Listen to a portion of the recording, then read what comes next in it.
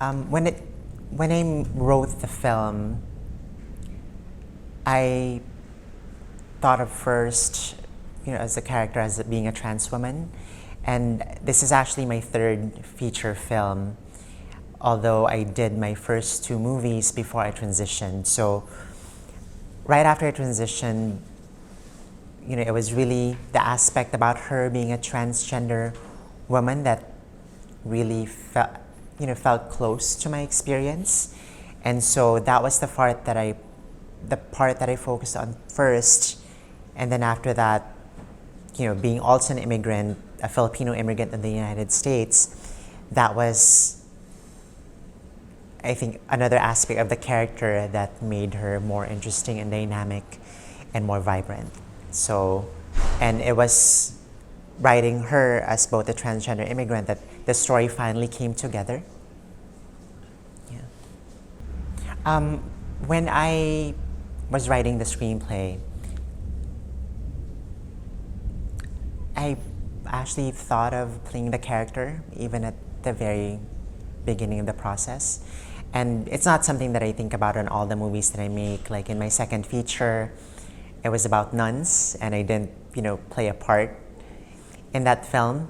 But I do feel as a transgender immigrant, I can bring a sense of truth and authenticity to the character. And although the incidents in the film are not directly taken from my own life, the psychology and the motivations and the situation of the character being a trans immigrant is something that I could really relate to in an intimate way. So I thought I would be able to do justice to the character in Lingua Franca. It's actually pretty interesting because to me, acting in the film that I'm directing in feels like less work for me because I just think of it as one less person to direct, because I guess, when I make movies, I don't just wear one hat. I don't just direct. And in a way, it's being like an auteur in some sense, that I'm really responsible for the major and the most important aspects of the storytelling. And for me, aside from writing and directing and editing, acting, especially the lead protagonist, is also just part of the process of making a film that's true to my vision and my sensibility as a director.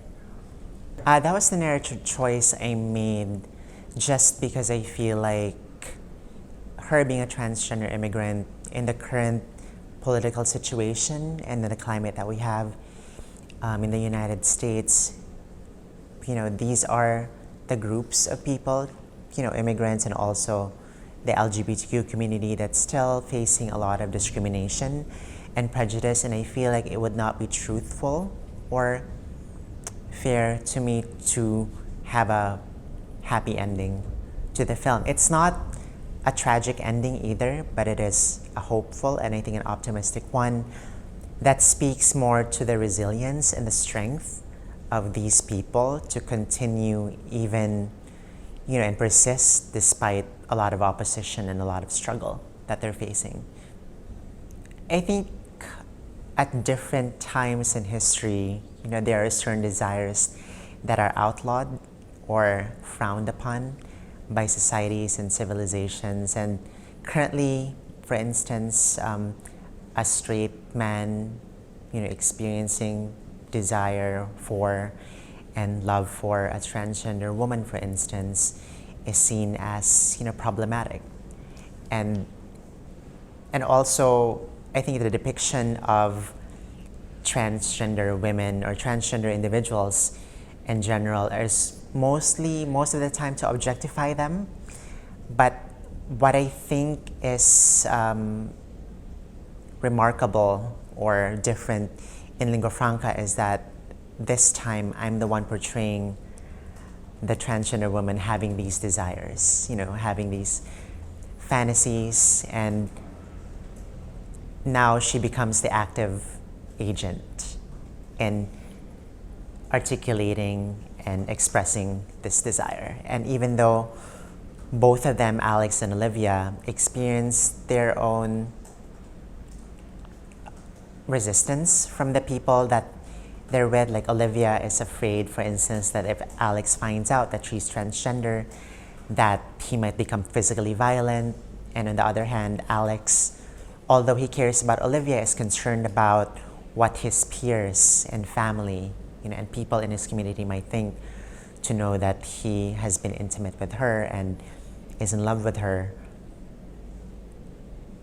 I want to portray these characters kind of navigating their own way about these desires, and even though society is against that, they've managed to find in their own private, personal way to express them and to really experience fulfilling those desires.